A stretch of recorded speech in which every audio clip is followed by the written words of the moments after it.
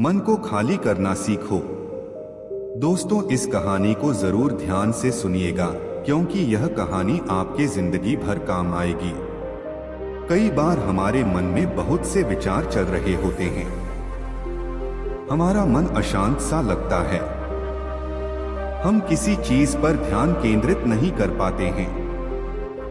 अगर आप भी अपने मन को खाली करना चाहते हैं तो यह कहानी जरूर सुनिए।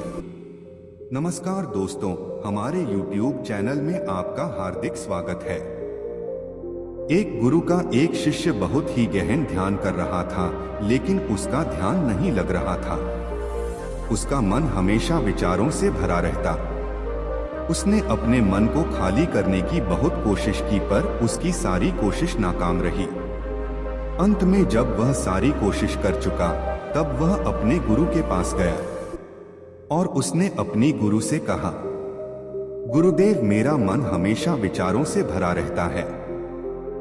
मेरा ध्यान एक जगह पर नहीं लग पा रहा। मैं एक चीज करता हूं तो दूसरी चीज पर पहुंच जाता हूं, फिर तीसरी और चौथी। ऐसे करते करते मेरे मन में हजारों विचार चलते चले जाते हैं और यह कब होता है मुझे पता भी नहीं चलता। बहुत देर बाद मुझे एहसास होता है कि मैं क्या करने बैठा था और क्या सोच रहा हूँ। हे गुरुदेव, मैं अपने मन को विचारों से खाली कर देना चाहता हूँ। मैं चाहता हूँ कि मेरे मन में एक भी विचार ना हो। जब मैं चाहूँ तभी विचार उत्पन्न हो। गुरु ने कहा, किसी भी समस्या का समाधान तब निकलता है जब हम समस्या की जड़ तक पहुँचते हैं, समस्या को ठीक से समझते हैं और उसको जानते हैं। जिस मन को तुम खाली करना चाहते हो, क्या तुमने उस मन को थोड़ा बहुत भी जाना है? शिष्य ने कहा, गुरुदेव, मन को जानने की बहुत कोशिश की मैंने, लेकिन मैं जितना जानता हूँ इसके बारे में, वह उतना ही रहस्यमयी होता जाता है।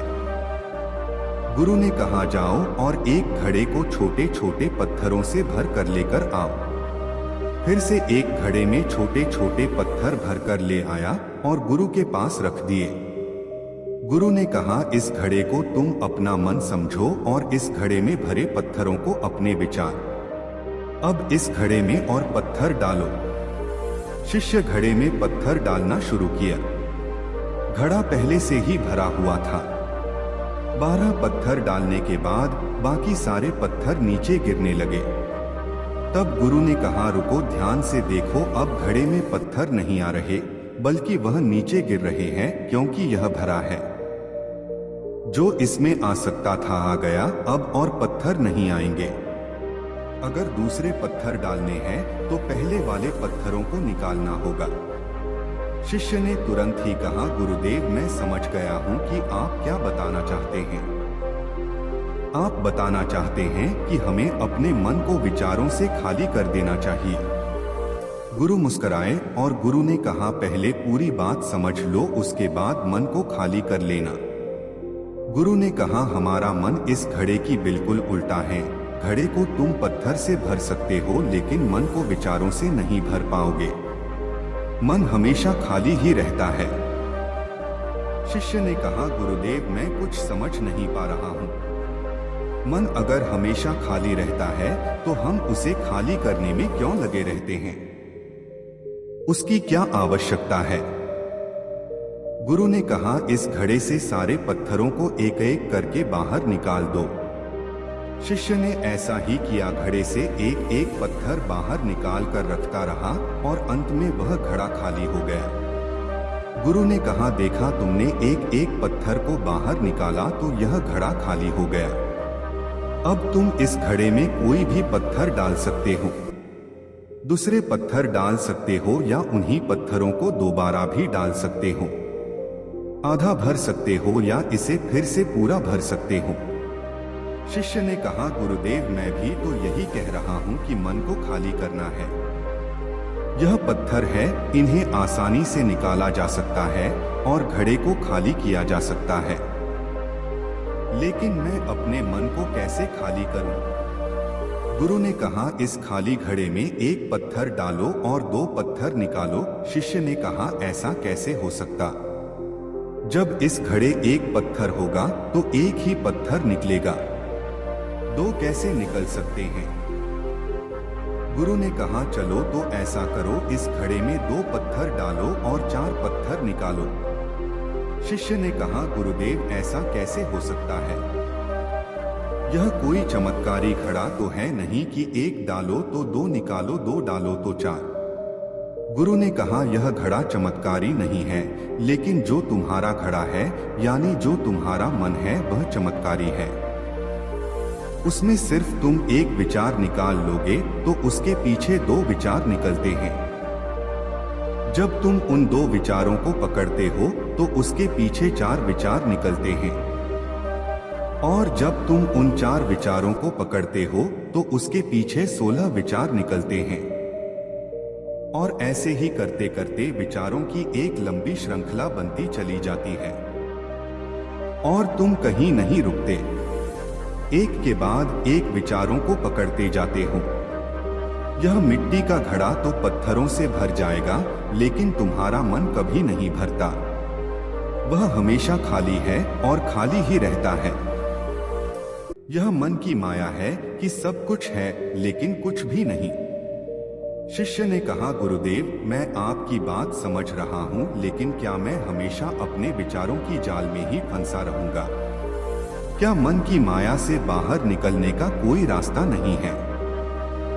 गुरु ने कहा इस मिट्टी के घड़े को आधा पत्थरों से भर दो। शिष्य ने ऐसा ही किया। फिर गुरु ने कहा अब इन पत्थरों में से कोई एक पत्थर चुनो और उस पत्थर की एक छोटी सी मूर्ति बनाकर मुझे दो। मैं जानता हूं तुम्हें अच्छे कलाकार हो। शिष्य ने एक पत्थर निकाला और उस पत्थर को तराशने लगा। फिर उसे लगा कि यह पत्थर अच्छा नहीं है, तो उसने दूसरा पत्थर घड़े से निकाला। उसे उस पत्थर में भी मजा नहीं आया। फिर उसने तीसरा पत्थर निकाला। उसका रंग उसे अच्छा नहीं लग रहा था। फिर उसने चौथा पत्थर निकाला, लेकिन इस पत्थर में भी उसे दोष नजर आया। इस तरह करके उसने लगभग सारे पत्थर बाहर निकाल दिए। उसे ऐसा करता देख गुरु ने कहा जिस पत्थर को तुमने पहली बार निकाला था उसी पत्थर को यह समझकर तराशो कि कोई और पत्थर तुम्हारे पास है ही नहीं। तब उस शिष्य ने उस पत्थर को ही तराशना शुरू किया और उस पत्थर से उसने अपने गुरु की एक अति सुंदर मूर्ति बनाई और अपने गुरु से कहा इस पत्थर से इतनी सुंदर मूर्ति बन सकती है, मैं यह सोच भी नहीं सकता था।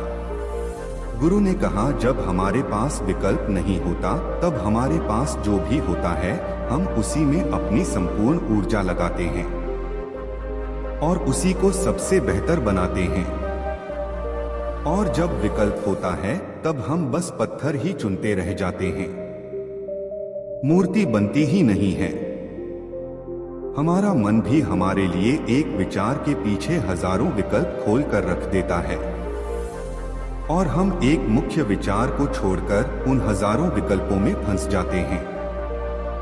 शिष्य ने कहा मैं आपकी बात अच्छी तरह से समझ गया हूँ, लेकिन अब मुझे क्या करना चाहिए?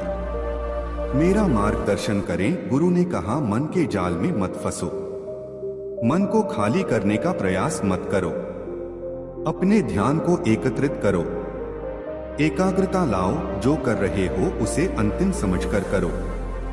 ऐसे करो कि इसके बाद तुम्हें कुछ नहीं करना, और जब दूसरे विचार पर कार्य करो तब केवल उसी पर कार्य करो, किसी तीसरे विचार पर नहीं। मन के माया जाल से निकलना इतना आसान नहीं, लेकिन अभ्यास करने से सब कुछ पाया जा सकता है। शिष्य ने कहा गुरुदेव मैं ऐसा ही करूंगा। यह बात समझाने के लिए आपका बहुत धन्यवाद। हम सब अपने मन को खाली करने का प्रयास करते रहते हैं। हमारे मन में जो विचार उठते रहते हैं उससे हम परेशान रहते हैं। हम चाहते हैं यह विचार कहीं चले जाएं और हम शांत हो जाएं, लेकिन हम जितना इन विचारों से भागते हैं यह विचार हमें उतनी ही जोर से पकड़ लेते हैं, क्योंकि हम विचारों को शांत करने के लिए विचारों का ही प्रयोग करते हैं। और जिन विचारों का प्रयोग करते हैं वह विचार आपके उन्हीं विचारों से जुड़े होते हैं जिन विचारों को आप छोड़ना चाहते हो। यह सोचना नहीं चाहते तो यह कैसे संभव होगा कि आप शांत हो सके? यह तभी संभव हो सकता है जब आप शांत होने की कोशिश भी छोड़ दें और अपनी समस्या के समाधान पर ध्यान दें। एकाग्रता लाएं, ध्यान लगाएं और इस बात को समझें कि चिंता करने से समाधान नहीं मिलते, चिंतन करने से समाधान मिलते हैं। कहानी से आपको और क्या सीखने को मिला? कृपया यह भी हमें कमेंट करके बताएं। साथ ही अगर आपको ये कहानी पसंद आई और ये आपके लिए उपयोगी लगी तो इसे अपने दोस्तों के साथ जरूर शेयर करें। धन्यवाद।